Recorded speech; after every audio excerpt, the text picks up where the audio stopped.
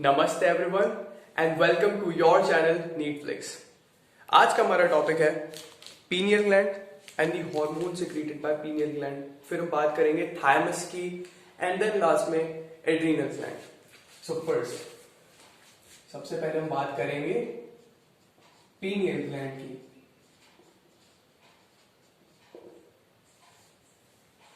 Pineal gland जो होता है ये पार्ट होता है हमारे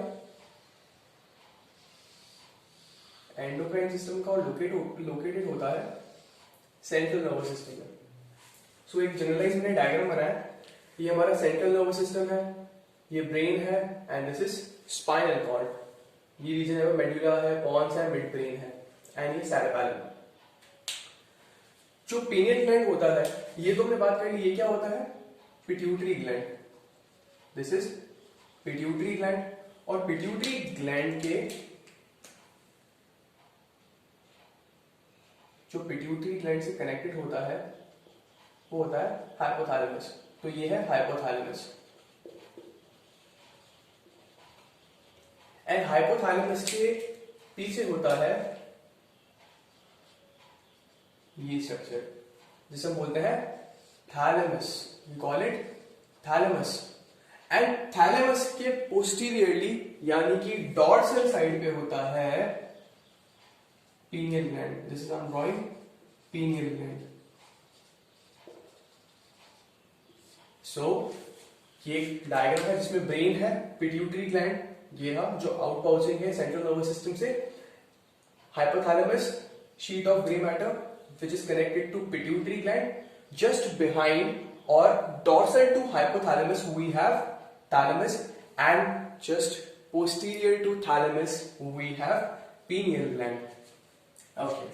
So जो thalamus है और hypothalamus है they are part of diencephalon. So एक statement है टेक्स्ट बुक के अंदर वो है कि pineal gland is located on the dorsal side of diencephalon या फिर forebrain.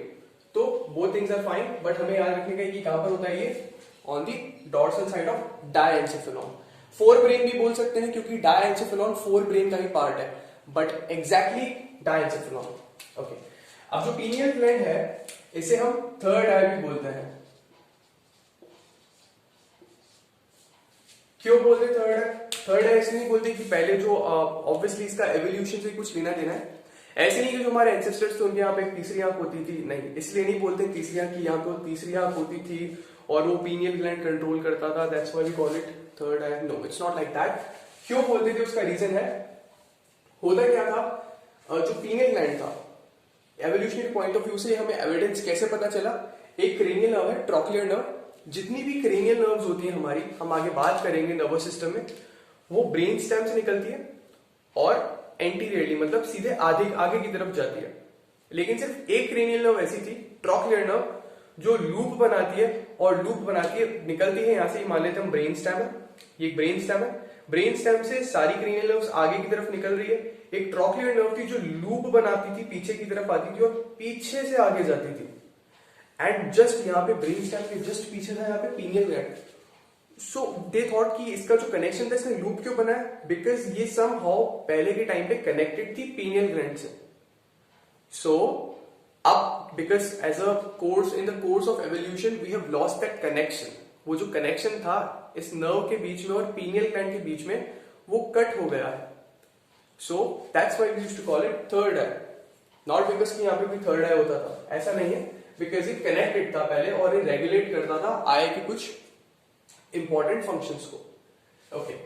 अब जो पीनियल ग्लैंड है वो एक हार्मोन सिक्रीट करता है जिसे हम बोलते हैं मेलेटोनिन।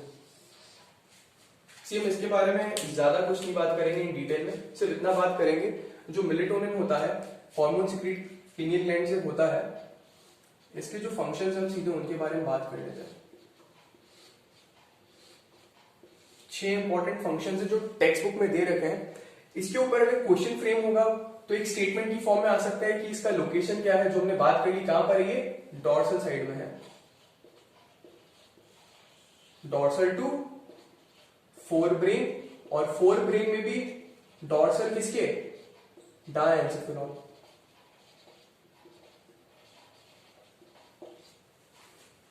ठीक है, अब इसके फंक्शंस पे क्वेश्चन आ सकता है कि which among the following is not the function of pineal gland और which among the following is the function of pineal gland. तो इसका जो पहला फंक्शन होता है, सबसे पहला फंक्शन वो होता है टेम्परेचर रेगुलेशन, बॉडी टेम्परेचर को रेगुलेट करता है। ठीक है, ये डायurnal साइकिल जो होती है उसे रेगुलेट करता है। Diurnal cycle is sleep wake cycle, आप कब सोते हो, कब उठते हो, वो सारी चीजें स्लीप वेक साइकिल जो भी होती है उसे हम कंबाइनली डायurnal साइकिल बोलते हैं। और ये रेगुलेट करने वाला सबसे इंपॉर्टेंट हार्मोन है मेलेटोनिन। मेलेटोनिन रेगुलेट्स डायurnal साइकिल, इसका सुपर इंपॉर्टेंट फंक्शन है। और ये कैसे करता है इसके बारे में आपको एक जनरलाइज आइडिया दे दूंगा। नेक्स्ट, इसका दूसरा जो फंक्शन है इंपॉर्टेंट,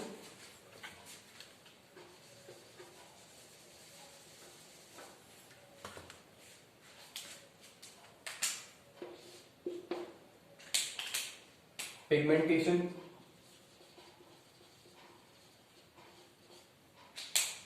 नेक्स्ट फंक्शन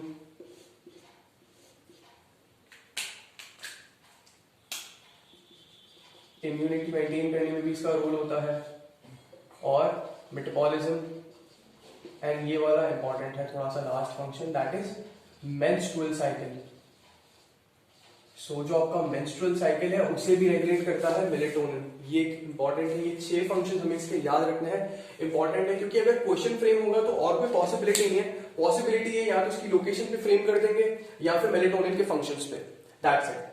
तो इसको, ये जो सारे फंक्शंस हैं इन्हें याद करने के लिए एक ट्रिक है, निमोनिक है, जो मैं आपको बता देता हूं, वो आप याद कर सकते हो। Tom dances in pub every 2 months. Tom dances in pub every 2 months.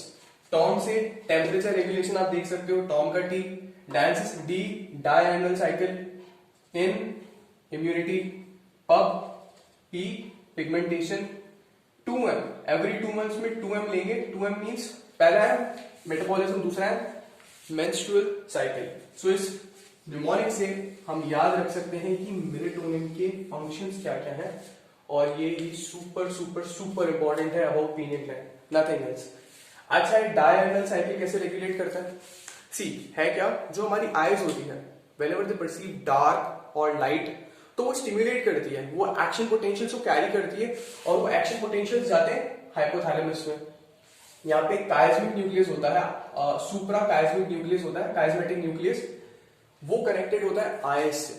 तो जब भी आईज पे लाइट पड़ता है या डार्क पड़ता है तो अलग अलग तरीके से अलग अलग रिदम पे स्टिम्युलेट होता है, एक्शन पोटेंशियल्स को कैरी करता है।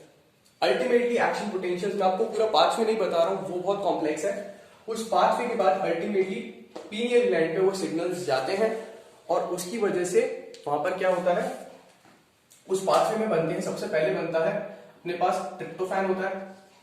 Tryptophan is amino acid. Tryptophan से क्या बनता है, सेरोटोनिन, एंड सेरोटोनिन से बनता है मेलेटोनिन, और मेलेटोनिन प्रोड्यूस होता है।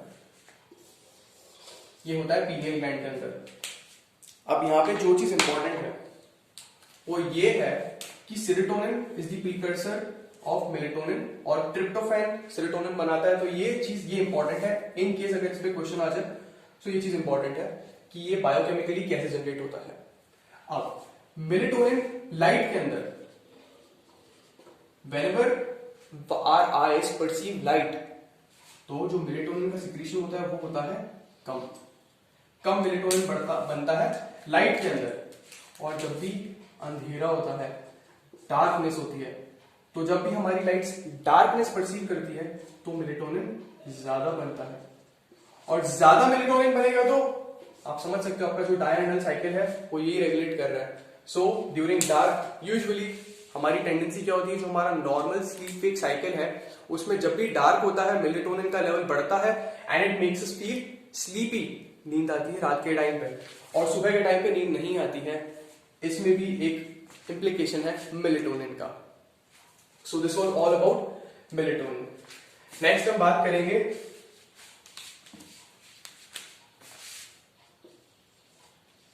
थायमस की। सी। अब थाइमस के लिए सबसे इंपॉर्टेंट चीज क्या है, जो डायग्राम था हमने पहले लेक्चर में डायग्राम देखा था, thymus was located in the thorax. I told you thymus is not the only endocrine gland located in thorax.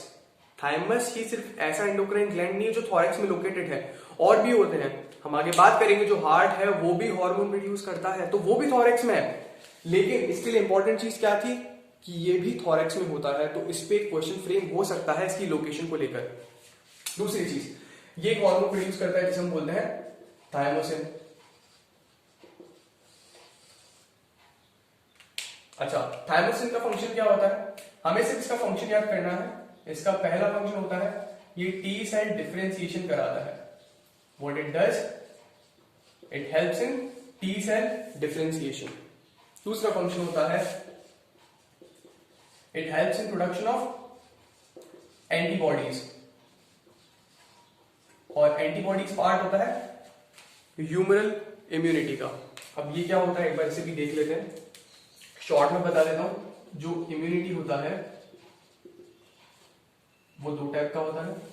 पहला होता है इन्नेट इम्यूनिटी, दूसरा होता है अक्वायर्ड इम्यूनिटी।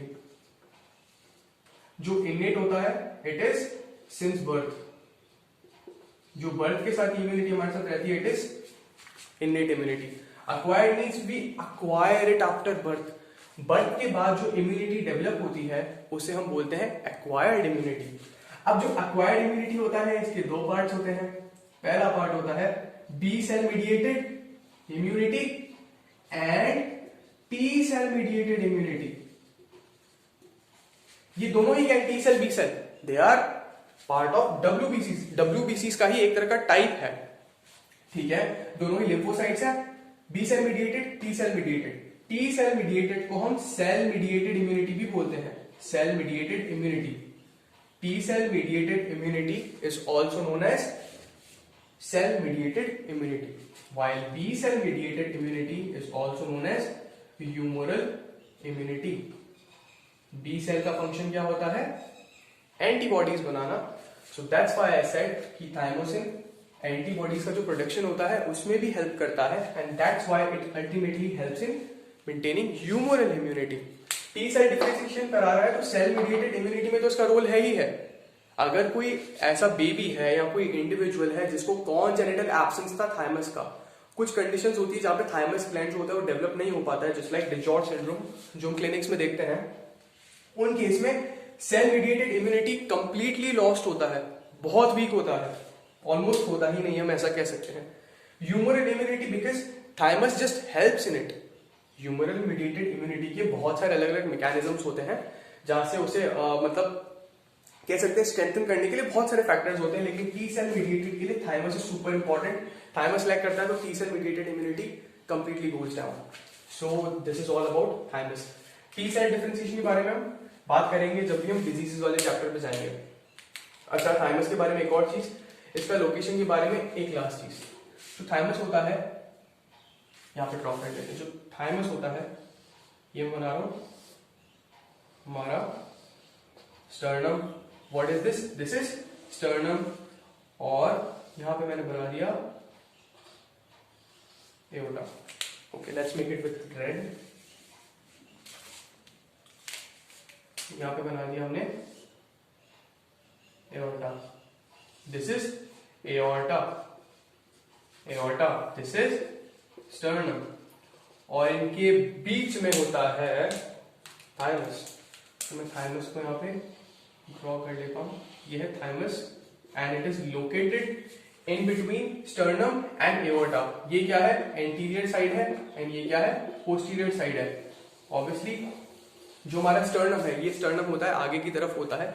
स्टर्नम का जो डॉर्सल साइड है, ये जो साइड है स्टर्नम का जो एंटीरियर साइड फेस कर रहा है, आगे की तरफ फेस कर रहा है, उसे हम बोलेंगे एंटीरियर सरफेस ऑफ स्टर्नम। और जो पीछे की तरफ फेस कर रहा है, ये वाला सरफेस, इसे हम क्या बोलेंगे, पोस्टीरियर सरफेस ऑफ स्टर्नम। तो थाइमस का लोकेशन क्या है, it is located posterior to the posterior surface of sternum and it is located anterior to the aorta. Aorta से आगे है एंड स्टर्नम से पीछे है। ये टेक्स्ट बुक में दे रखा है, इसके लिए मैंने आपको इसका लोकेशन ऐसे इलैबोरेट करके बता दिया। सो this is all about thymus and pineal gland. अब हम बात करेंगे एड्रिनल ग्लैंड की। तो जो एड्रिनल ग्लैंड होता है वो कहाँ लोकेटेड होता है? ये मैंने बना लिया किडनी। किडनी का जो अपर पोल होता है, अपर पोल होता है किडनी के दो पोल्स हैं, लोअर पोल, अपर पोल। तो जो अपर पोल पे लोकेटेड होता है ग्लैंड, उसे हम बोलते हैं supra renal gland. suprarenal gland. Why suprarenal? Because word supra means above and renal refers to kidney and gland. We know what we mean by gland. So the gland which is located above the kidney is known as suprarenal gland. So ये हम बात करें suprarenal gland की, and जो suprarenal gland होता है उसे ही हम एड्रेनल ग्लैंड बोलते हैं। दोनों ग्लैंड का जो नाम हमने देखा अभी, सुप्रारेनल, एड्रेनल, दोनों में रेनल वर्ड आ रहा है। सो वी कैन अंडरस्टैंड कि इसका किडनी से कुछ ना कुछ कनेक्शन है। क्या connection? It is located on the upper pole of both kidneys. ठीक है, दो ग्लैंड होंगे because we have two kidneys, so दो ग्लैंड्स रहेंगे हमारे पास। अब जो एड्रिनल ग्लैंड होता है ये दो पार्ट्स में डिवाइडेड होता है। दो पार्ट्स में कैसे? एक तो होता है इसका सेंट्रल पार्ट, ये एड्रिनल ग्लैंड है।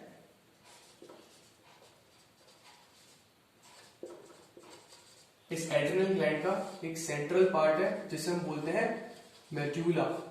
क्या बोलते हैं? Medulla.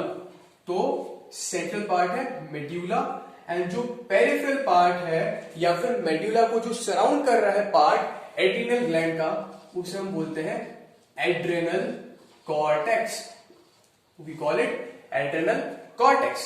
So central part adrenal medulla and outer part, the part which is surrounding medulla is known as cortex, adrenal cortex. अब इसे ऐसे डिवाइड क्यों किया फंक्शनली एंड एनाटॉमिकली? बिकॉज इन दोनों के फंक्शंस भी अलग अलग हैं। क्या फंक्शंस हैं? ये अलग अलग हार्मोन्स प्रोड्यूस करते हैं और वो हार्मोन्स उनके जो फंक्शंस होते हैं उसे कैरेक्टराइज करते हैं। अच्छा, सबसे पहले बात कर लेते हैं हार्मोन्स ऑफ एड्रिनल मेड्यूला, फिर हम जाएंगे कॉर्टेक्स पे। सबसे पहले एड्रिनल मेड्यूला। जो एड्रिनल मेड्यूला होती है ये दो हार्मोन्स प्रोड्यूस करती है। पहला हार्मोन होता है नॉर एड्रेनलिन एंड एड्रेनलिन। दो हार्मोन्स प्रोड्यूस होते हैं एड्रिनल मेड्यूला से, noradrenaline and adrenaline. Adrenaline is also known as epinephrine. बच्चे को पता है कि इसे एपिनेफ्रिन भी बोलते हैं, एंड नॉर एड्रेनलिन को नॉर एपिनेफ्रिन भी बोलते हैं। This is again a kids play. तो ये दोनों हार्मोन्स प्रोड्यूस होते हैं एड्रिनल मेड्यूला से।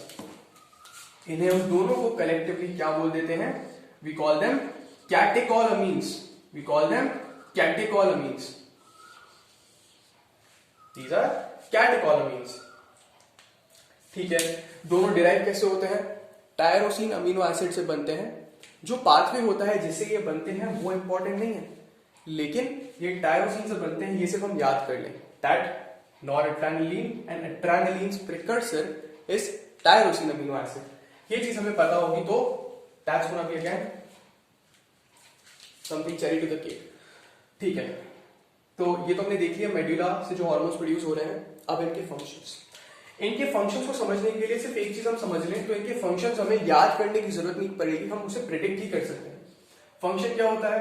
These are release against stress या फिर emergency. So what we call them? These are emergency hormones. What we call them? We call them emergency hormones. मतलब जो इमरजेंसी में प्रोड्यूस होंगे उन्हें हम बोलते हैं इमरजेंसी हार्मोन्स।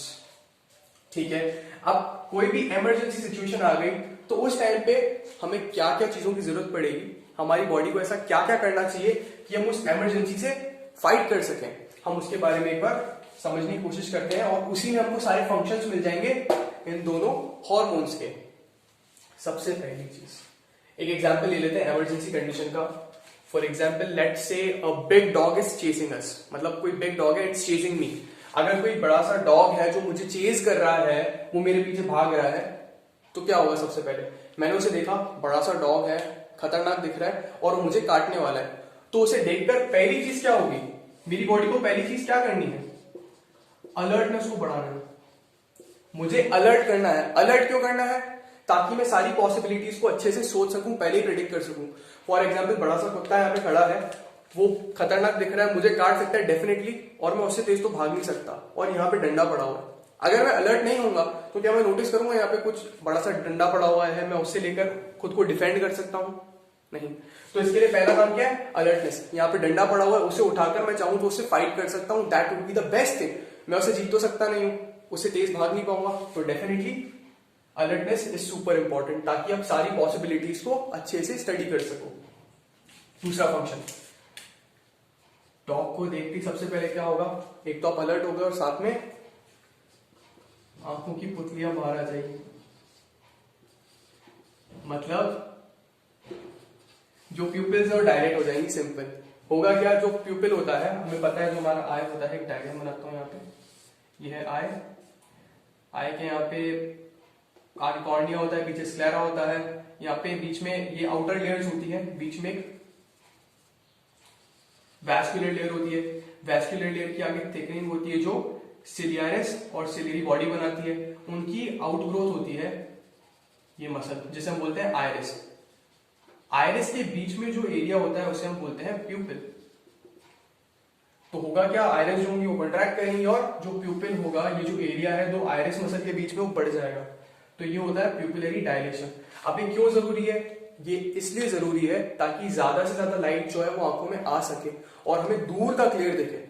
जब भी हम दूर का देखने की कोशिश करते हैं तो हमारी प्यूपिल्स जो होती है वो डायलेट हो जाती है। So that's one thing.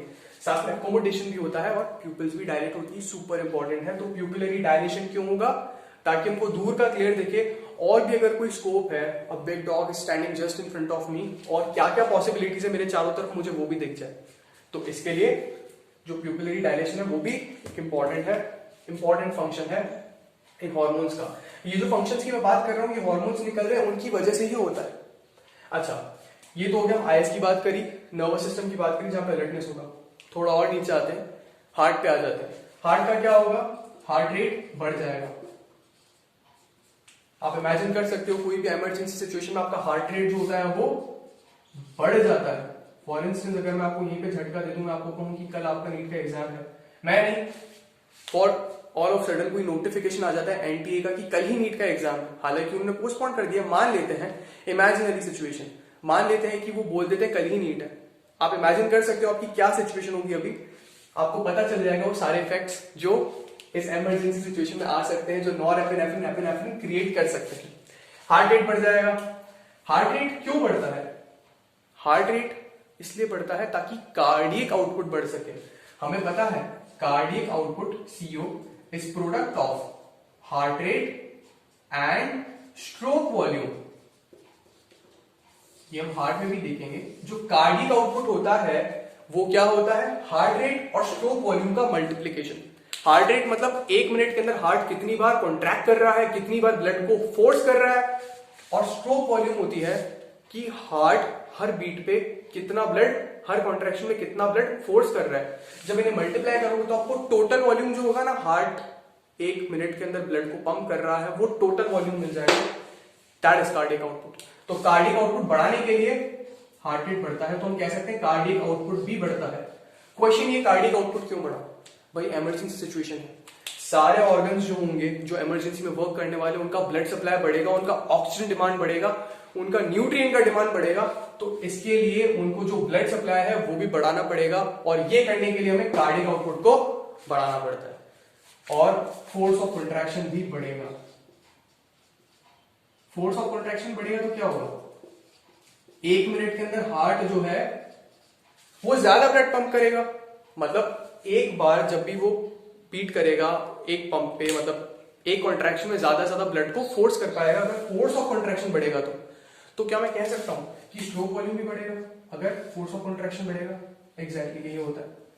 Force of contraction जो होता है वो स्ट्रोक वॉल्यूम को डिटरमाइन करता है। आप फोर्स ऑफ कंट्रैक्शन बढ़ा तो आपका स्ट्रोक वॉल्यूम भी बढ़ जाएगा, तो होगा क्या यहाँ पे, स्ट्रोक वॉल्यूम भी बढ़ जाएगा। तो अल्टीमेटली हार्ट के जितने भी इफेक्ट्स हो सारे स्टिमुलेट हो जाते हैं, हार्ट रेट बढ़ता है, कार्डियक आउटपुट बढ़ता है, फोर्स ऑफ कंट्रैक्शन बढ़ता है। ठीक है, नेक्स्ट हम बात करते हैं रेस्पिरेटरी सिस्टम की। रेस्पिरेटरी सिस्टम में क्या होगा, ब्रीदिंग रेट बढ़ जाएगा। रेस्पिरेटरी रेट जो होता है, आरआर से डिनोट कर रहा हूं, रेस्पिरेटरी रेट बढ़ जाएगा। क्यों बढ़ जाएगा, ज्यादा से ज्यादा ऑक्सीजन चाहिए और ज्यादा से ज्यादा कार्बन डाइऑक्साइड को फ्लश करना है, बिकॉज बॉडी का ओवरऑल मेटाबॉलिज्म बढ़ने वाला है, सारे ऑर्गन्स की डिमांड बढ़ रही है, तो मेटाबॉलिज्म भी बढ़ेगा, तो कार्बन डाइऑक्साइड का प्रोडक्शन भी बढ़ेगा और ऑक्सीजन की डिमांड बढ़ेगी। तो रेस्पिरेटरी रेट बढ़ा दो तो कार्बन डाइऑक्साइड बाहर जल्दी जाएगा और ऑक्सीजन जल्दी से अंदर आएगा, that's why increase in heart rate. ठीक है, अच्छा एक और चीज, पाइलोइरेक्शन भी होता है। व्हाट इज पाइलोइरेक्शन, पाइलोइरेक्टर मसल्स होती है जो हेयर फॉलिकल्स में होती है, हेयर फॉलिकल्स को सराउंड करती है। क्या करती है पाइलोइरेक्टर्स, ये हार्ट को जो भी हेयर्स होते हैं उन्हें इरेक्ट कर देती है। अब इमरजेंसी में इसका क्या रोल है, पाइलोइरेक्शन का इमरजेंसी में क्या रोल हो सकता है। हम एवोल्यूशन को देखें तो समझ सकते हैं कि जो एनिमल्स थे, whenever they used to perceive danger, उनके बाल खड़े हो जाते थे। अब इससे होता क्या था, वो बड़े दिखने लगते थे। ऑब्वियसली अगर ये कोई एनिमल है, उसका बॉडी है, जब भी पाइलोइरेक्शन होगा तो क्या होगा,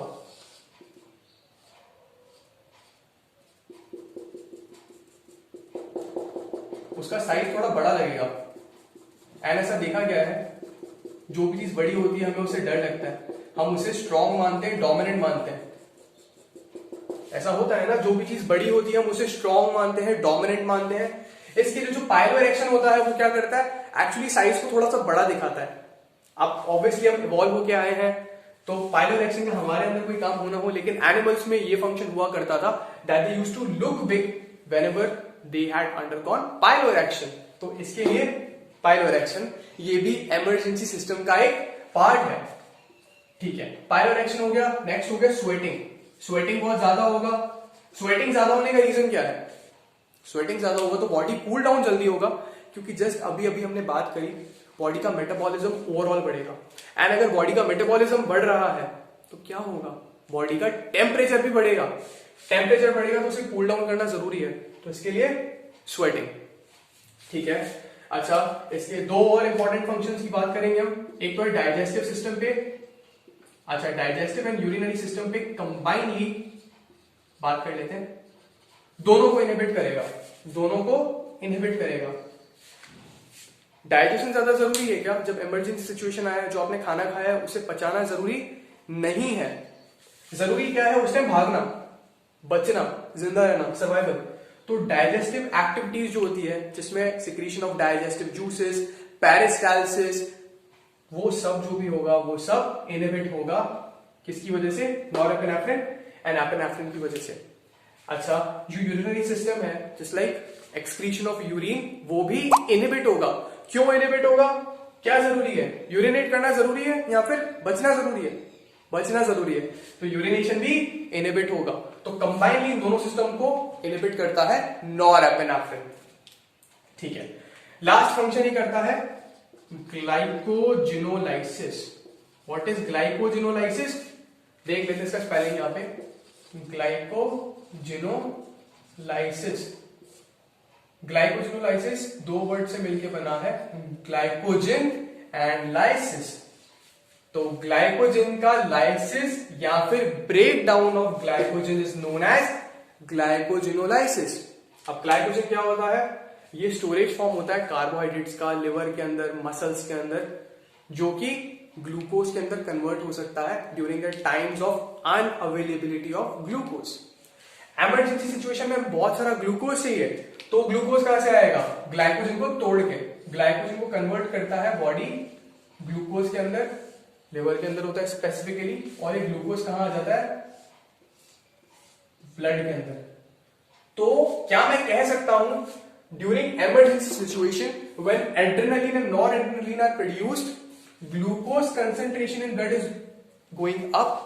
बिल्कुल, जो ग्लूकोज कंसेंट्रेशन है ब्लड के अंदर वो बढ़ जाएगा, और इस कंडीशन को हमने क्या बोला था, हाइपर ग्लाइसीमिया। तो ये चीज इंपॉर्टेंट है क्योंकि ये क्वेश्चन में भी आ सकता है। 3-4 हार्मोन दे देंगे और पूछ लेंगे which of this hormone causes hyperglycemia और which of the following hormones causes hypoglycemia. तो ये भी हमें याद रखना है कि जो इमरजेंसी हार्मोन्स है एड्रेनलिन, नॉर एड्रेनलिन, ये हाइपरग्लाइसीमिया करते हैं। ग्लूकोज क्यों चाहिए? मैंने अभी बताया, हमें एनर्जी चाहिए, फाइट करना है, सर्वाइव करना है, तो उस टाइम पे ग्लूकोज चाहिए ताकि ज्यादा ज्यादा एनर्जी प्रोड्यूस हो सके। That's why hyperglycaemia. तो ये सारे फंक्शंस थे। एड्रेनलिन, नॉर एड्रेनलिन के अलर्टनेस बढ़ाता है, प्यूपिलरी डायलेटेशन करता है, हार्ट रेट बढ़ाता है, कार्डियक आउटपुट बढ़ाता है, फोर्स ऑफ कंट्रैक्शन बढ़ाता है अल्टीमेटली, ताकि ब्लड सप्लाई हर एक ऑर्गन तक बढ़ सके। रेस्पिरेटरी रेट को बढ़ाता है तो उससे क्या होगा, ज्यादा से ज्यादा कार्बन डाइऑक्साइड को आप एक्सपेल करोगे और ज्यादा से ज्यादा ऑक्सीजन को आप इनहेल करोगे। यूरिनरी सिस्टम और डाइजेस्टिव सिस्टम को कंबाइनली इनहिबिट करता है, पायलोर एक्शन करता है, स्वेटिंग करता है, ग्लाइकोजेनोलाइसिस भी करता है। So these are all the functions of adrenaline and noradrenaline. ठीक है। अच्छा, कैटेकोलामीन के बारे में हमने मैकेनिज्म ऑफ एक्शन में बात करी थी। They operate using GPCRs, ji protein couple receptor, याद होना चाहिए बस। ठीक है। So this was all about adrenal medulla. अब हम बात करेंगे एड्रेनल कॉर्टेक्स की, जो थोड़ा सा कॉम्प्लिकेटेड है इससे। कैसे? क्योंकि एड्रेनल कॉर्टेक्स को हम आगे और डिवाइड करेंगे। एड्रेनल कॉर्टेक्स 3 लेयर्स में डिवाइडेड होता है। हम इसको देखेंगे सबसे आउटर मोस्ट लेयर को। यहां पे जो सबसे आउटर मोस्ट लेयर होती है यह है एड्रेनल कॉर्टेक्स, और कॉर्टेक्स का ये आउटर मोस्ट लेयर है। इस लेयर को हम क्या बोलते हैं? जोना। जितनी भी लेयर्स होती है उनमें स्टार्टिंग में पहला वर्ड लगाते हैं जोना। जो आउटर मोस्ट लेयर है उसे हम बोलते हैं zona glomerulosa. Zona glomerulosa. Glomerulus word हम एक्सक्रीटरी सिस्टम में भी देखेंगे कि क्या होता है glomerulus, but this is not glomerulus, this is zona glomerulosa, the outer most layer of adrenal cortex. उसके बाद सेकेंड लेयर क्या है इसकी? यहां पे दिखाता हूं मैं। ये कुछ बंडल्स की फॉर्म में देखते हैं हमें ऐसे, bundles. And you know what, हम बंडल्स को क्या बोलते हैं बायोलॉजिकल लैंग्वेज में? We call them fascicles. So second layer क्या हो जाएगी? Zona fasciculata. जोना फैसिक्यूलेटा, ये है second layer. Outer most layer zona glomerulosa, second layer zona fasciculata, and the inner most layer उसे हम क्या बोलते हैं? इनर मोस्ट लेयर को जोना रेटिक्युलरिस। जोना रेटिक्युलरिस। रेटिक्युलर्स इसका मतलब क्या होता है? रेटिक्युलर्स दे आर दीज नेटवर्क। जो नेटवर्क होता है ना उसे हम बोलते हैं रेटिक्युलर। सो यहाँ पे नीचे नेटवर्क लाइक एक लेयर होती है जिसके सेल्स नेटवर्क जैसा कुछ बनाते हैं। So we call this layer of cells zona reticularis. ये सारी लेयर्स में अलग अलग सेल्स होते हैं और उसी की वजह से ये लोग हॉर्मोन्स भी अलग अलग प्रोड्यूस करते हैं। अभी कौन कौन से हार्मोन प्रोड्यूस करते हैं वो एक बार हम देख लेते हैं। उससे पहले मैं एक बार मेडुला को क्लियर कर देता हूं आपसे।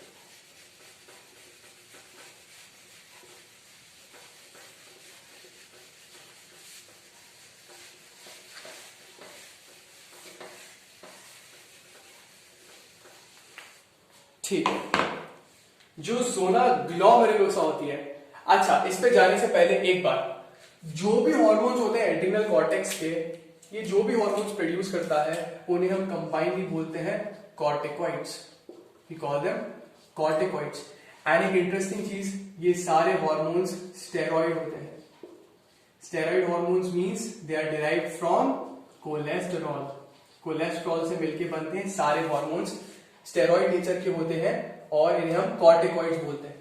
स्टेरॉइड नेचर के होते हैं मतलब इनका जो मैकेनिज्म ऑफ एक्शन है वो क्या होगा? Binding to intracellular receptor. They bind to intracellular receptor, cytoplasm में होता है। उसके बाद वो डीएनए पे जाते हैं, जीन्स का एक्सप्रेशन कराते हैं और पर्टिकुलर प्रोटीन्स बनाते हैं जिसकी वजह से इनके इफेक्ट्स आते हैं। उसके बारे में हम इन डिटेल बात नहीं करेंगे, हम ऑलरेडी बात कर चुके हैं। जोना ग्लोमेरुलोसा जो हार्मोन प्रोड्यूस करता है कॉर्टिकॉइड है। सारे जितने भी हार्मोन्स है कॉर्टिकॉइड्स है। तो हम उसके आगे एक प्रीफिक्स और लगा देंगे, मिनरलोकॉर्टिकॉइड। तो जो हार्मोन जोना ग्लोमेरुलोसा से प्रोड्यूस होते हैं उन्हें हम बोलते हैं मिनरलोकॉर्टिकॉइड्स।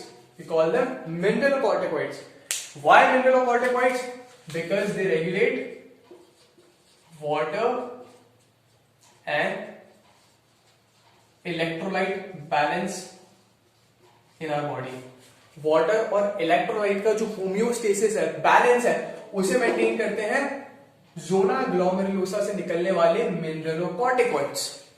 ओके, अब जोना फैस्कुलेटा। जोना फैस्कुलेटा से जो हॉर्मोन्स निकलते हैं, उन हॉर्मोन्स का काम होता है कार्बोहाइड्रेट मेटाबॉलिज्म का होम्योस्टेसिस देखना। मतलब कार्बोहाइड्रेट जो भी प्रोड्यूस हो रहे हैं, कार्बोहाइड्रेट्स है, उनका बैलेंस बॉडी के अंदर देखना, ये काम होता है जोना फैस्कुलेटा के हॉर्मोन्स का। कॉर्टिकॉइड तो लगेगा because they maintain glucose homeostasis, they are involve in glucose homeostasis, so we call them glucocorticoids. We call them glucocorticoids because they are involved in glucose homeostasis. Zona reticularis, यहां से produce होते हैं sex corticoids.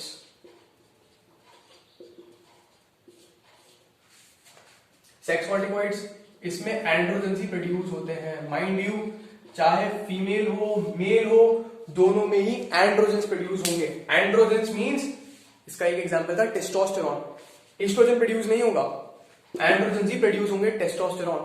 होता क्या है actually, androgens जो होते हैं वही आगे जाके टेस्टोस्टेरॉन जो होता है, अलग अलग फॉर्म्स होती है उनकी, उनमें से एक एंड्रोजन टेस्टोस्टेरॉन जो होता है वो एंजाइम एरोमेटेज, जो एंजाइम सिर्फ ओवरीज के अंदर होता है, वहां पर जाकर एस्ट्रोजन में कन्वर्ट होता है।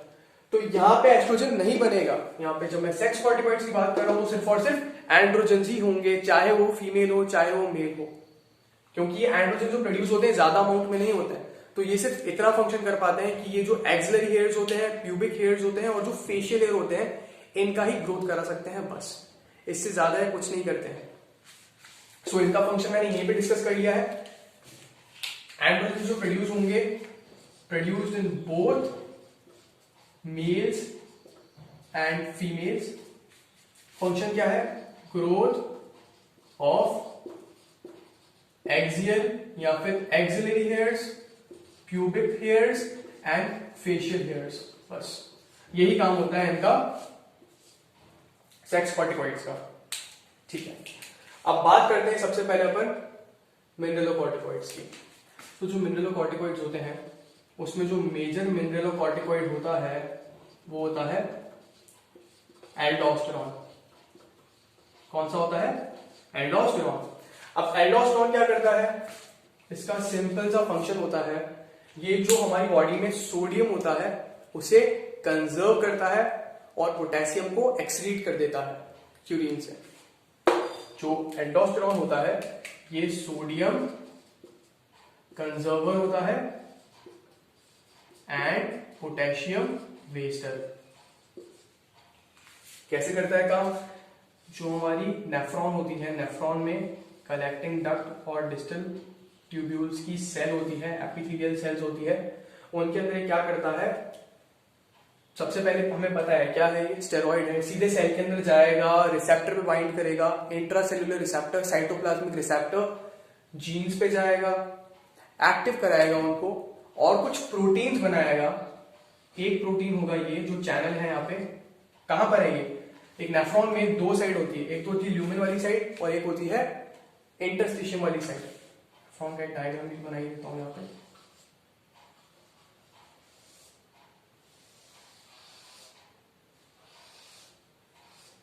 ठीक है, इससे ज्यादा मैं नहीं बना रहा हूं। एक तो ये बाहर वाली साइड, इसको हम बोलते हैं इंटरस्टिशियल साइड। सेल्स का होंगे, यहाँ पर होंगे सेल्स। जिन सेल्स की मैं बात कर रहा हूं ना, ये तो मैं हेडलेस लूप ले रहा हूं, ऐसा ही यहाँ पे कलेक्टिंग ट्यूब्यूल होगा, आगे जाके कलेक्टिंग ट्यूब्यूल बनेगा। उस कलेक्टिंग ट्यूब्यूल में यहाँ पे सेल्स होते हैं जो उसको लाइन कर रहे होते हैं। तो जो अंदर होता है, अंदर की साइड से यूरिन फ्लो करता है, ट्यूब्यूल अंदर की साइड होती है, इसे हम बोलते हैं ल्यूमिनल साइड या ट्यूब्यूलर साइड, और बाहर होती है इंटरस्टिशियल साइड। तो यहाँ पे क्या मैं मान लेता हूँ ल्यूमन है, जहां पे यूरिन फ्लो करता है। तो ये क्या करता है, वो साइड जो ल्यूमन से दूसरी साइड है, वहां पर क्या करता है, प्रोटीन लगाता है और इस प्रोटीन को हम बोलते हैं सोडियम पोटेशियम एटीपीएस। इसे हम बोलते हैं सोडियम पोटेशियम एटीपीएस, जो क्या करता है, सोडियम को सेल के बाहर फेंकता है और पोटेशियम को अंदर भेजता है। कैसे काम करता है इसके बारे में इन डिटेल हम न्यूरल सिस्टम में देखेंगे। फिलहाल पोटेशियम अंदर गया सेल के अंदर और सोडियम बाहर। ये कहां से आ रहा है, ये ब्लड से आ रहा है। यहाँ पे ब्लड वेसल भी होती है, तो पोटेशियम को निकाला ब्लड से और सोडियम को भेजा ब्लड के अंदर। अब क्या होगा, ये और कुछ प्रोटीन्स बनाता है। कहां पर बनाता है, उस मेम्ब्रेन में बनाता है जो ल्यूमेन को फेस कर रही होती है। इस मेम्ब्रेन को हम बोलते हैं ल्यूमिनल मेम्ब्रेन, और इस मेम्ब्रेन के चैनल्स बनाता है जिसके थ्रू जो सोडियम होता है वो अंदर आ जाता है। सोडियम अंदर क्यों आएगा, सिंपल डिफ्यूजन के थ्रू। कैसे, जो सोडियम पोटेशियम एटीपीएस था वो क्या कर रहा था, पोटेशियम को सेल के सोडियम को सेल के बाहर भेज रहा है, तो सोडियम का कंसेंट्रेशन सेल के अंदर कम है। अगर सेल के अंदर सोडियम का लेवल कम है तो ल्यूमेन में जो भी सोडियम आएगा उसका कंसेंट्रेशन, ल्यूमेन के अंदर जो सोडियम आएगा उस सोडियम का कंसेंट्रेशन जो सोडियम सेल के अंदर है उससे कम होगा, तो सोडियम सिंपली डिफ्यूज हो जाएगा सेल के अंदर। और यहां से हमने क्या किया, यूरिन से सोडियम को कंजर्व कर लिया। और पोटेशियम, यहाँ पे और चैनल्स बनते हैं कुछ जिनके थ्रू पोटेशियम बाहर चल जाता है। So this is how aldosterone acts as sodium conserver and potassium waster. कहां एक्ट करता है, कलेक्टिंग ट्यूब्यूल या डिस्टल ट्यूब्यूल की सेल्स पे एक्ट करता है एल्डोस्टेरॉन। अब जो एल्डोस्टेरॉन होता है ब्लड के अंदर सोडियम का लेवल बढ़ाएगा। एक चीज याद रखना है, सोडियम का लेवल ब्लड के अंदर बढ़ते ही जो वाटर होता है वो भी सोडियम को फॉलो करता है। जो सोडियम होता है, you can think like sodium is like a girl and water is like a boy. Boys always chase girls, that's what we know so from nature. तो जो वाटर है वो हमेशा सोडियम को चेज करता है, फॉलो करता है। तो सोडियम क्या करेगा, वाटर को अट्रैक्ट करेगा। तो अगर ब्लड के अंदर सोडियम ज्यादा है तो वाटर भी ज्यादा होगा। क्या आप इमेजिन कर सकते हो कि ये दोनों सिचुएशन में क्या होगा। जब वाटर ज्यादा होगा ब्लड के अंदर तो ब्लड प्रेशर बढ़ेगा। तो वो सारे इंडिविजुअल जिनके अंदर एल्डोस्टेरॉन ज्यादा होता है, अगर एल्डोस्टेरॉन ज्यादा होगा तो उनका जो ब्लड प्रेशर होगा वो भी ज्यादा होगा। बात करेंगे इससे रिलेटेड क्या होता है, एक डिसऑर्डर होता है जिसे हम बोलते हैं कॉन सिंड्रोम। कॉन सिंड्रोम के अंदर क्या होता है, Conn syndrome, CONN, Conn syndrome. Conn syndrome के अंदर जो एल्डोस्टेरॉन होता है उसका लेवल बहुत ज्यादा होता है। और अगर एल्डोस्टेरॉन का लेवल ज्यादा होगा तो इनके अंदर क्या प्रॉब्लम रहेगा, इनका ब्लड प्रेशर ज्यादा रहेगा, बहुत ज्यादा रहेगा blood pressure. So Conn syndrome is hyperaldosteronism. We also call it primary aldosteronism, but फिलहाल के लिए आप याद रखो इसे हम क्या बोलते हैं, कॉन सिंड्रोम में हाइपर एल्डोस्टेरोनिज्म होता है। एल्डोस्टेरोन का लेवल ज्यादा होता है, मिनरलोकॉर्टिकॉइड्स का लेवल ज्यादा होता है कॉन सिंड्रोम के अंदर। ठीक है, so this was about mineralocorticoids. Next let's discuss glucocorticoids. जो ग्लूकोकॉर्टिकॉइड्स होते हैं उनमें जो मेजर ग्लूकोकॉर्टिकॉइड होता है वो होता है कॉर्टिसोल। एंड कॉर्टिसोल का फंक्शन क्या होता है, बड़ा सिंपल है। कॉर्टिसोल बहुत सारे फंक्शंस करता है। पहला तो क्या करता है, ये आरबीसी प्रोडक्शन बढ़ाता है, increases RBC production. Secondary effect है, पहले उनकी बात कर लेते हैं। और क्या करता है, ये किडनीज पे भी एक्ट करता है और कार्डियोवैस्कुलर सिस्टम पे भी एक्ट करता है। ये याद करने का अपने को, किडनी पे कैसे करता है, जो कॉर्टिसोल होता है उसका थोड़ा सा मिनरलोकॉर्टिकॉइड एक्टिविटी भी होता है, मतलब वो मिनरलोकॉर्टिकॉइड की तरह भी बिहेव करता है। और अगर वैसे करेगा तो सोडियम को कंजर्व कराएगा। तो मतलब कोई भी ऐसी कंडीशन है जहां पे कॉर्टिसोल का लेवल भी बढ़ रहा है ना, तो वहां पे भी जो ब्लड प्रेशर है पेशेंट का बढ़ जाएगा। ठीक है, तो ये तो है कॉर्टिसोल किडनीज पे भी एक्ट करता है, कार्डियोवैस्कुलर सिस्टम पे भी एक्ट करता है, उसके बारे में हमें जानने की जरूरत नहीं है। और इसका एक और इंपॉर्टेंट फंक्शन है, वो है ये होता है anti inflammatory.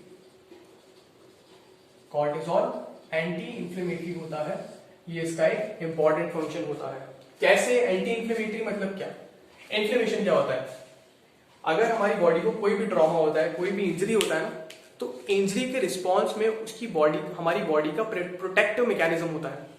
Inflammation is protective mechanism of our body in response to any kind of injury. तो इसमें क्या होता है, व्हाइट ब्लड सेल्स जो होते हैं ब्लड के थ्रू ट्रैवल करते हैं और उस साइड पे पहुंचते हैं जहां पर इंजरी हुआ है, ऑब्वियसली उसको काउंटर करने के लिए। फॉर एग्जाम्पल कोई माइक्रोब है, वो हमारी बॉडी के किसी न किसी ऑर्गन में पहुंचा हुआ है, स्किन पे ही मान लेते हैं यहाँ पर है, तो होगा क्या, वहां पे डैमेज कर रहा है, तो वो डैमेज जो होगा उससे इंजरी होगा। उस इंजरी के रिस्पॉन्स में क्या होगा, इन्फ्लेमेशन। इन्फ्लेमेशन में क्या होगा, white blood sales site of injury पे पहुंचेंगे बाय कीमोटैक्सिस, और वहां पे जो माइक्रोब्स हैं जो डैमेज कर रहे हैं उन्हें खा जाएंगे, फेगोसाइटोस कर लेंगे और वहीं पर जो कॉज ऑफ इंजरी था उसे न्यूट्रलाइज कर देंगे, और ऐसा करने के बाद रिपेयर भी कर देंगे। So this is what is this is what we call inflammation. Cortisol anti inflammatory है, कैसे, वो क्या करेगा, it inhibits chemotaxis of white blood cells. Obviously chemotaxis इसका, व्हाइट ब्लड सेल्स का कीमोटैक्सिस मतलब movement to the site of injury, जहां पर इंजरी हुआ है वहां पर जो ट्रैवल होता है डब्ल्यूबीसी का, जैसे वो पहुंचते हैं, इस प्रोसेस को कीमोटैक्सिस बोलते हैं। इसको इनहिबिट कर देगा, और क्या इनहिबिट करता है, फेगोसाइटोसिस। मतलब डब्ल्यूबीसी भले वहां पर पहुंच जाए जहां पर माइक्रोब बैठा है, लेकिन उसे खाएंगे नहीं।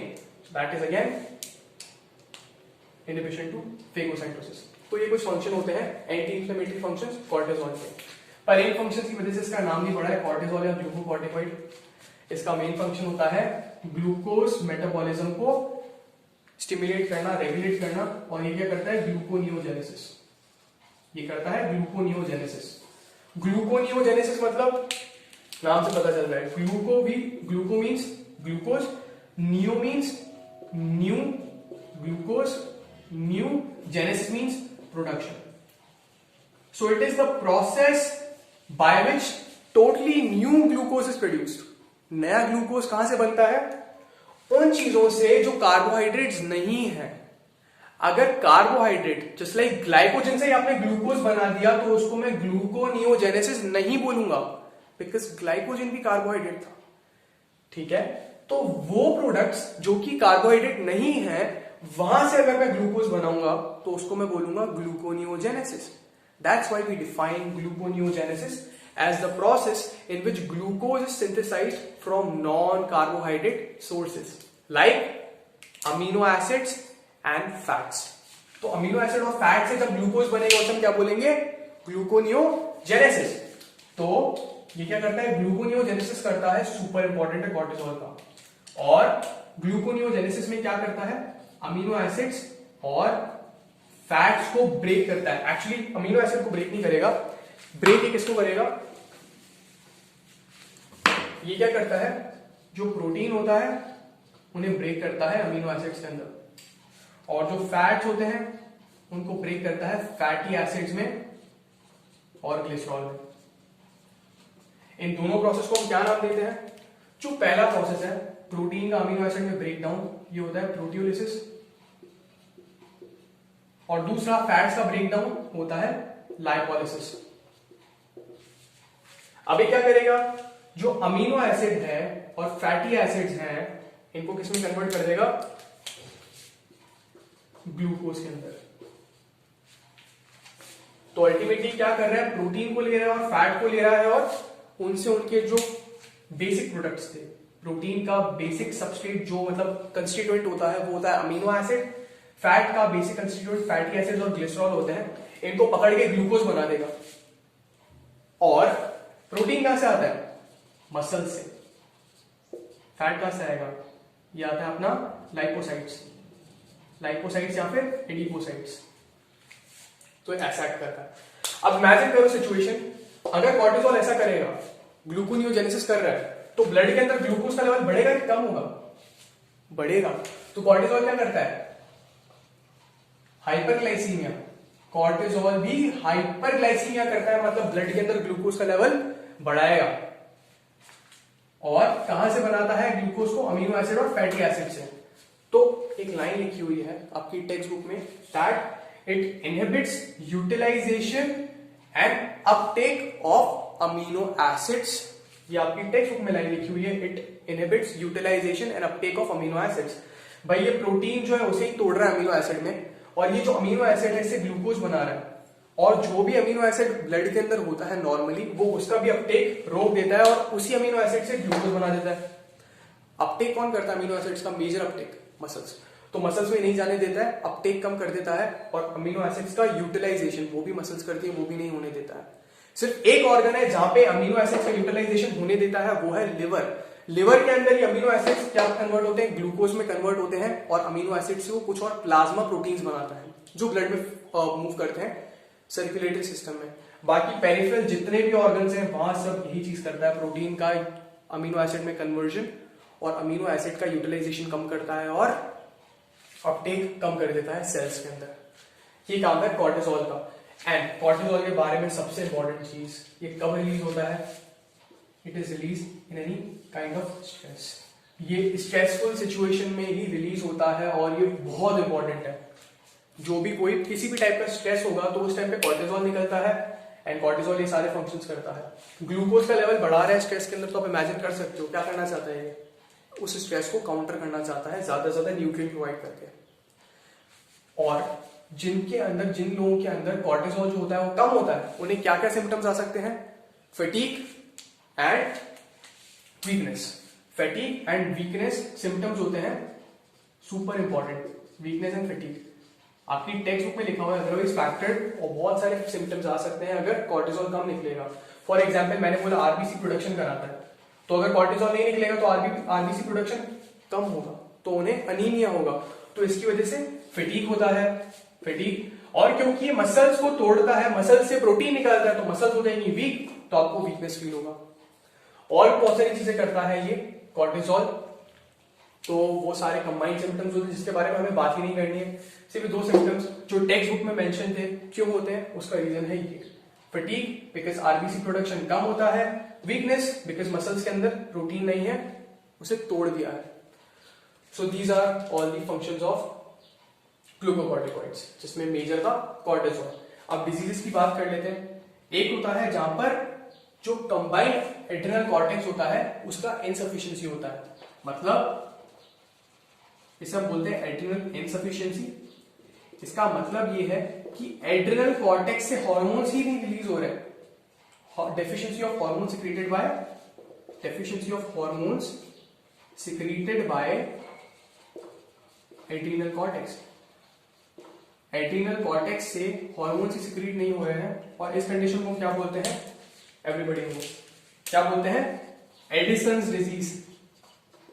Edison's disease, father of endocrinology is Edison. So Edison's disease बोलते हैं हम इस कंडीशन को जहां पे एड्रिनल कॉर्टेक्स से हार्मोन्स ही रिलीज नहीं होते हैं, और क्योंकि उसमें ग्लूकोकॉर्टिकॉइड्स भी रिलीज नहीं होंगे, मिनरलोकॉर्टिकॉइड्स भी रिलीज नहीं होंगे, तो इन सबकी अलग से डेफिशिएंसी आती है, वो दिखाई पड़ते हैं उसके सिम्टम्स। ठीक है, तो ये तो क्या एडिसन्स डिजीज। एक होता है कशिंग्स syndrome.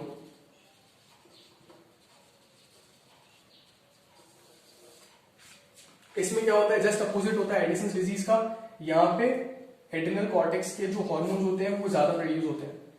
Over production of hormones of adrenal cortex is known as Cushing's syndrome. So ये था एड्रिनल कॉर्टेक्स। एड्रिनल कॉर्टेक्स की 3 लेयर्स होती है, outer layer zona glomerulosa, inner layer, middle layer zona fasciculata, inner most layer zona reticularis. तो सारी layers अलग अलग hormones produce करती हैं, कॉर्टिकॉइड्स प्रोड्यूस करती है, स्टेरॉइड हार्मोन्स हैं ये सब। जोना ग्लोमेरुलोसा मिनरलोकॉर्टिकॉइड्स प्रोड्यूस करती है, जिसमें मेजर होता है aldosterone. Aldosterone is sodium conserver and potassium waster. Mechanism उसका हमने देख लिया था। ग्लूकोकॉर्टिकॉइड्स में कॉर्टिसोल रिलीज होता है। मेजर कॉर्टिसोल क्या है? स्ट्रेसफुल कंडीशन में प्रोड्यूस होता है। मेजर फंक्शन क्या होता है? ग्लूकोज का जो होम्योस्टेसिस है उसे रेगुलेट कराता है, ब्लड ग्लूकोज का लेवल बढ़ाता है। कैसे? ग्लूकोनियोजेनेसिस करा के। ग्लूकोनियोजेनेसिस क्या है? Production of glucose from non carbohydrate sources like amino acids and fats. तो ये अमीनो एसिड जो प्रोटीन्स है उनका ब्रेकडाउन भी कराता है, बिकॉज जैसे अमीनो एसिड्स चाहिए जैसे हम बोलते हैं प्रोटीओलिसिस, एंड फैट्स का ब्रेकडाउन भी कराता है फैटी एसिड्स के लिए जिससे ग्लूकोज बना सके, जैसे हम बोलते हैं लाइपोलिसिस। ठीक है, आरबीसी प्रोडक्शन कराता है, और एंटी इंफ्लेमेटरी, ये भी बहुत इंपॉर्टेंट है। एंटी इंफ्लेमेटरी तभी हम कुछ ऑटो इम्यून डिजीजेस में स्टेरॉइड्स देते हैं, बिकॉज ये एंटी इंफ्लेमेटरी होते हैं। Zona reticularis sex corticoids produce करते हैं जिसमें एंड्रोजन्स आते हैं। इनका सिर्फ इतना फंक्शन होता है कि ये हेयर की ग्रोथ कराते हैं प्यूबिक रीजन में, एक्सिलरी रीजन में and facial hairs. That's it. So this was all about adrenal cortex. एक लास्ट है जो हमें समझना है कि रेगुलेट कैसे होता है इनका रिलीज।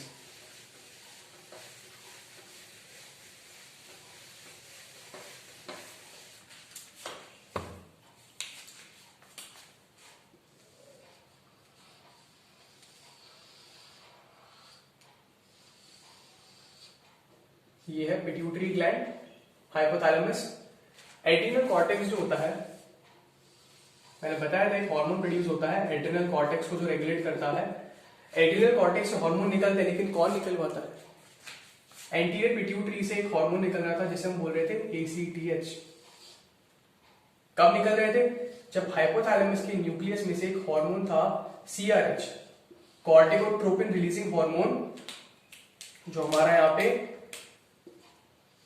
हाइपोथैलेमिक हाइपोफिशियल पोर्टल सिस्टम था, उसके थ्रू ट्रैवल कर रहा था एंटीरियर पिट्यूटरी में, और वहां से एंटीरियर पिट्यूटरी की सेल से ACTH निकलवा रहा था। जो ACTH होता है ये क्या करेगा? ये ब्लड में पूरी बॉडी के अंदर सर्कुलेट करेगा और कहां जाके पहुंचेगा? एड्रिनल कॉर्टेक्स पे। और एड्रिनल कॉर्टेक्स से ये एड्रिनल कॉर्टेक्स के हार्मोन्स रिलीज कराएगा। लेकिन इसमें एक चीज इंपॉर्टेंट है, मैंने क्या कहा कि ACTH निकलेगा जब हाइपोथैलेमस में से corticotropin releasing hormone anterior pituitary की सेल्स को स्टिमुलेट करेगा। ACTH निकल गया, ब्लड में भी आ गया, एड्रिनल कॉर्टेक्स पे भी पहुंच गया, लेकिन ये एड्रिनल कॉर्टेक्स की सिर्फ 2 लेयर से हार्मोन्स निकलवाएगा ACTH। वो 2 लेयर्स हैं zona reticularis and zona fasciculata. Zona reticularis and fasciculata ये इनर लेयर्स हैं। आउटर लेयर पे एक्ट नहीं करता है ACTH। आउटर मोस्ट लेयर की जोना ग्लोमेरुलोसा इस पे एक्ट नहीं करता है ACTH। ACTH क्या करता है? ACTH एक्ट करता है इन 2 लेयर्स पे, zona reticularis and zona fasciculata. Zona fasciculata से क्या करेगा? ग्लूकोकॉर्टिकॉइड्स निकलवाएगा, जिसमें से एक था सुपर इंपॉर्टेंट कॉर्टिसोल। तो कॉर्टिसोल का जो रिलीज है वो कौन कंट्रोल करता है? ACTH from anterior pituitary. लेकिन जोना रेटिकुलरिस से क्या निकल रहा था? Androgen, adrenal androgens. इसको भी कौन कंट्रोल करेगा? ACTH। मतलब अगर ACTH बहुत ज्यादा निकलेगा तो एंड्रोजन्स और ग्लूकोकॉर्टिकॉइड्स का प्रोडक्शन भी बहुत ज्यादा होगा। लेकिन एक लेयर और जिसके बारे में बात करेंगे वो है last layer. Last means last from the inside, outer most layer. जो आउटर मोस्ट लेयर है जो है जोना ग्लोमेरुलोसा। फिर इससे जो एल्डोस्टेरोन निकलता है उसे कौन कंट्रोल करता है? इसे कंट्रोल करता है रास। कौन कंट्रोल करता है? रास। रास क्या होता है? Renin angiotensin aldosterone system. ये इसका फुल फॉर्म होता है रेनिन एंजियोटेंसिन एल्डोस्टेरोन सिस्टम। रास जो होता है वो रेगुलेट करता है जोना ग्लोमेरुलोसा से एल्डोस्टेरोन का सिक्रीशन। बात करेंगे कैसे एक्सक्रीटरी सिस्टम में। फिलहाल के लिए ये इंपॉर्टेंट है कि ACTH zona reticularis and zona fasciculata से उनके हार्मोन्स निकलवाता है, लेकिन जोना ग्लोमेरुलोसा पे एक्ट नहीं करता है। जोना ग्लोमेरुलोसा से हार्मोन्स कौन निकलवाता है? रास। ओके, अब एक और चीज, रेगुलेटरी सिस्टम में क्या होता है? अगर ACTH का लेवल बहुत ज्यादा है तो क्या करेगा? जोना रेटिकुलरिस से और जोना फैसिकुलेटा से हार्मोन्स निकलवाएगा। अगर बॉडी के अंदर कॉर्टिसोल का लेवल ज्यादा होता है तो वो क्या करता है? एक नेगेटिव फीडबैक भेजता है किसको? एंटीरियर पिट्यूटरी को और हाइपोथैलेमस को। नेगेटिव फीडबैक से क्या होता है? क्योंकि ACTH का काम था, सिर्फ एक ही काम था, ब्लड में ट्रैवल करेगा और एड्रिनल कॉर्टेक्स से कॉर्टिसोल और एंड्रोजन्स निकलवाएगा। जब कॉर्टिसोल और एंड्रोजन्स निकल गए हैं तो अब ACTH का काम पूरा हो गया। अब अगर ACTH को नहीं रोका ना, अगर ACTH के रिलीज को एंटीरियर पिट्यूटरी से नहीं रोका तो पैथोलॉजिकल कंडीशंस मतलब डिजीज कंडीशंस जनरेट हो सकती है जिसमें बहुत सारा कॉर्टिसोल और एंड्रोजन निकलता रहेगा। तो कॉर्टिसोल और एंड्रोजन क्या करते हैं, नेगेटिव सिग्नल भेजते हैं एंटीरियर पिट्यूटरी और हाइपोथैलेमस को कि भाई अब हाइपोथैलेमस सीआरएच यानी कॉर्टिकोट्रोपिक रिलीजिंग हार्मोन निकालना बंद करो और anterior pituitary please ACTH adrenocorticotropic hormone को निकालना बंद करो। तो ये एक नेगेटिव फीडबैक होता है। एसीटीएच अगर रिलीज हुआ है तो कॉर्टिसोल निकलेगा और एंड्रोजन निकलेगा और उनके निकलते ही वो नेगेटिव फीडबैक भेजते हैं कि सीआरएच और एसीटीएच नहीं निकले। अब जब ब्लड के अंदर कॉर्टिसोल और एंड्रोजन का लेवल कम होने लगेगा, ऑब्वियसली मेटाबोलाइज हो जाएंगे थोड़े टाइम बाद जब ये अपना फंक्शन कर लेंगे, तो इनका लेवल जैसे ब्लड में कम होगा तब एक पॉजिटिव फीडबैक आता है यहां पर कि सीआरएच, अब सीआरएच निकलेगा हाइपोथैलेमस से और एसीटीएच निकलेगा पिट्यूटरी ग्लैंड से कि हमें और कॉर्टिसोल और एंड्रोजन निकलवाना है जब जरूरत होगी तब। So this was all about today. Thank you so much.